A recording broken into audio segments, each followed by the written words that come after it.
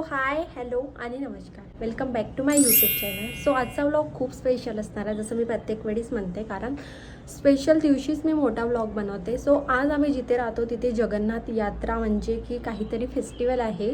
So आम्ही तिथे जाणार आहे. सो आजचा क्राऊड आणि आजचा सगळं एन्जॉयमेंट कसा करणार आहे, सो पूर्ण व्लॉग बघा म्हणजे तुम्हाला समजेल. चला स्टार्ट करूया आजच्या व्लॉगला. गल्ला फोडायचं ना. आणि काय करायचं, काय घ्यायचं, ड्रेस कोणासाठी. बापरे.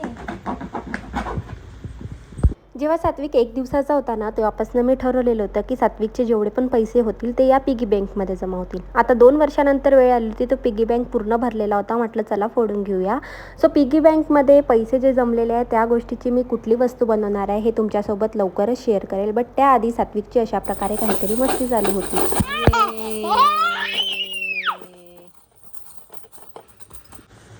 कोणाचे पैसे आहे हे? मग काय करायचं,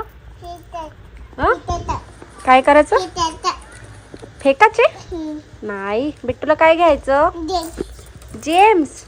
बिट्टूने प्रत्येक पैसे टाकला होता ना यामध्ये. कसे कसे टाकत होता,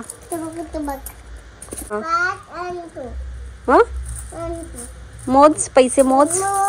हां हां हां.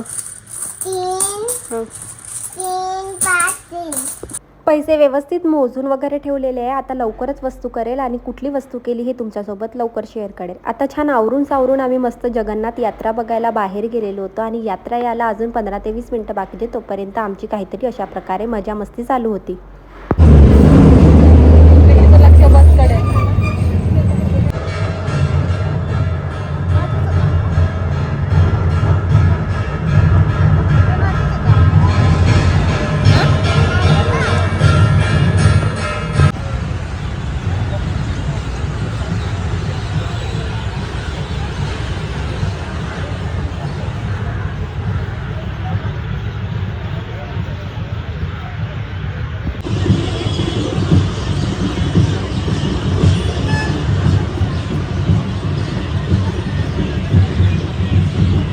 सो माझ्यासोबत माझा मुलगा पण खूप जास्त एन्जॉय करत होता हे व्हिडिओमध्ये, तर तुम्हाला कळतच आहे.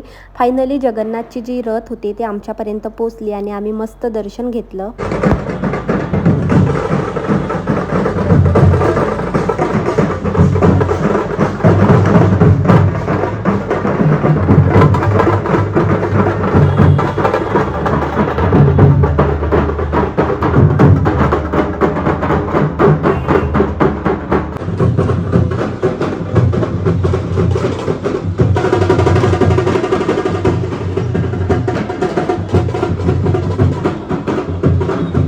जिकडे तिकडे खूप गर्दी झालेली होती आणि ही गर्दी बघून असं वाटत होतं की आपला रथला हात पोचेल की नाही. बट फायनली एवढ्या गर्दीतून पण मी रथला हात लावला आणि ते ओढण्याचा प्रयत्न केला. खूप आनंद वाटत होता आणि खूप छान पण वाटत होता.